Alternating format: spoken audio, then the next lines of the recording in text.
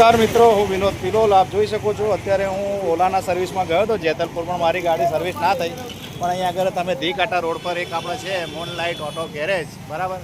એ લગભગ ઓલા અને એથરનું તમામ જે માર્કેટમાં વસ્તુ મળતું હોય એ તમને રિપેર કરી આપશે.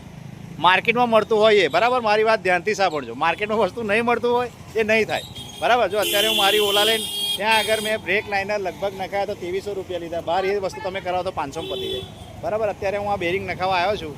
તો મારા જાણકાર જેની પાસે ઓલા હોય ને, જેને ઓલામાં સર્વિસમાં ધાંધિયા લાગતા હોય ને, ત્યાં જઈને જો ધક્કા ખાઈને પાછું આવવાનું હોય તો અહીં આગળ છે આ સહલ ખાન કરીને છે, એમનો મોબાઈલ નંબર બી છે, જોઈ લો તમે ઉપર. હું એમાં એ બી ઝૂમ કરી અને પછી ફોટો બી નાખું છું, બરાબર. આ એક્ઝેક્ટ લોકેશન ક્યાં આવ્યું બતાવું તમને.